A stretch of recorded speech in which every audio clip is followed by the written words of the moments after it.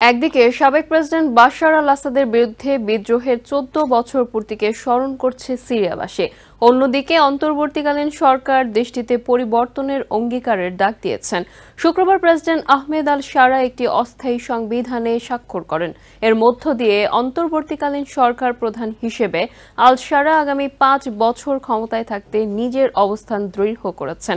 এছাড়া বৃহস্পতিবার স্বাক্ষরিত এই সংবিধানে বলা হয়, ইসলামপন্থী শাসনেই চলবে সিরিয়া, রাষ্ট্রপ্রধানও হতে হবে একজন মুসলিম।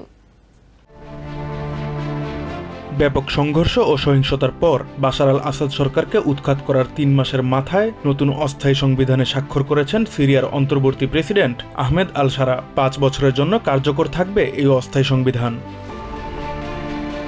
এই সংবিধান নিপীড়নের পরিবর্তে ন্যায় বিচার প্রতিষ্ঠা করবে বলে আশা প্রকাশ করেন প্রেসিডেন্ট আল শারা। সংবিধান অনুযায়ী রাষ্ট্রপ্রধানকে মুসলিম হতে হবে এবং ইসলামী আইনে চলবে সিরিয়া।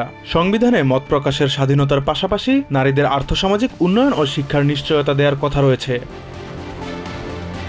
আগামী নির্বাচন পর্যন্ত ১০০ সদস্য বিশিষ্ট একটি অ্যাসেম্বলি সিরিয়ায় আইনের শাসন নিশ্চিত করবে। তারা মন্ত্রিপরিষদ ও প্রেসিডেন্টের ক্ষমতা নির্ধারণ করবেন, যাতে করে দেশটিতে আবারও কোনো স্বৈরাচার মাথাচাড়া দিয়ে উঠতে না পারে।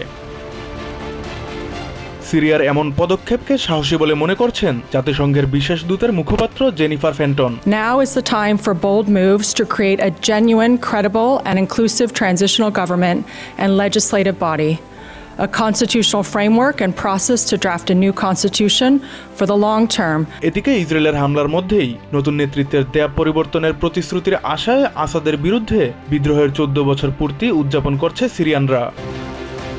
Fuad Hasan, TVN24 news desk.